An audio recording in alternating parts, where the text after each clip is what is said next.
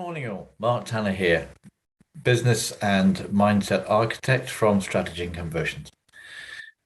So this is the first Gremlin, and I'm going to go into in a little bit more detail today. As I said in my previous video in the introduction, that there are 5 Gremlins that stop us from achieving our goals.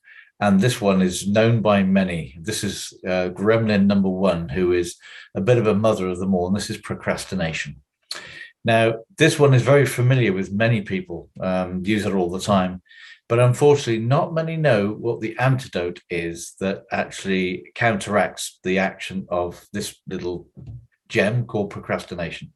I'll call it an it, not a he or a she.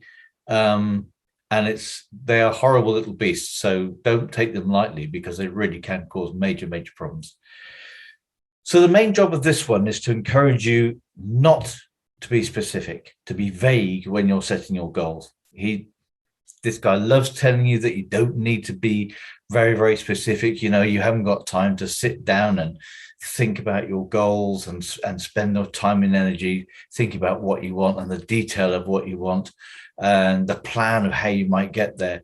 And he just loves it when you just write down a little one-liner. For example, let's use a classic one in the new year. I want to lose some weight. Or I want to get fit, or as becoming more and more with people nowadays, I'm going to stop drinking.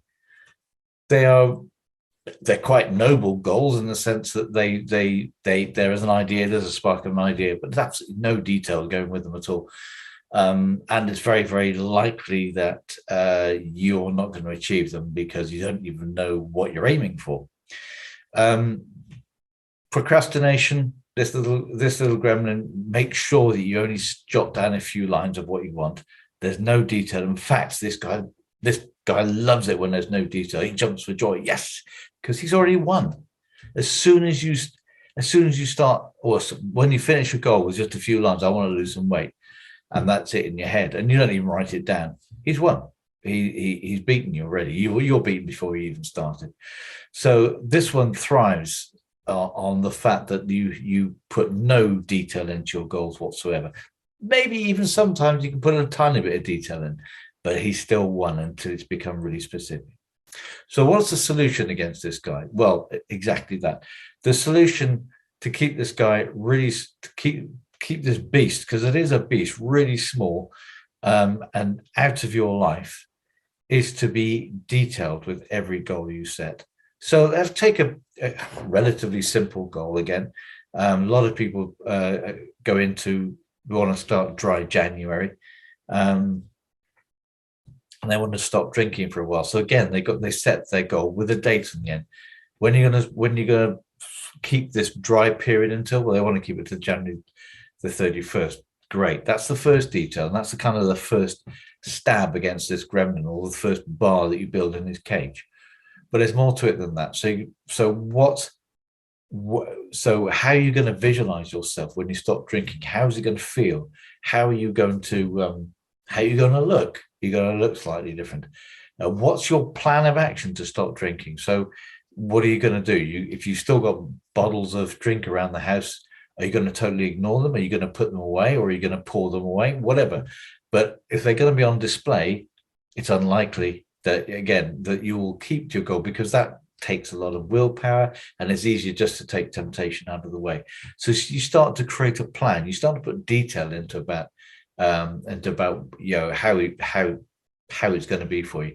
The other one, I want to lose weight. Well, how much weight do you want to lose, and by when? What date do you want to lose that by? And I'll come on to this on another day, but just glimpse on it here. Why do you want to lose weight? Is weight actually the best marker? So some people say, I want to get fit, and they think that getting fit means they've got to lose weight. True, of course it has. But getting fit is more to it than that. And maybe weight is not the best indicator of how fit they are. So it's things like, heartbeats per second. It could be the pulse rate. It could be the amount you breathe. Can you run upstairs without being out of breath? Loads and loads and loads of different and probably more meaningful indicators than your weight. So to counteract this gremlin, and for you to beat this gremlin, is by you becoming detailed on when you set your goals. And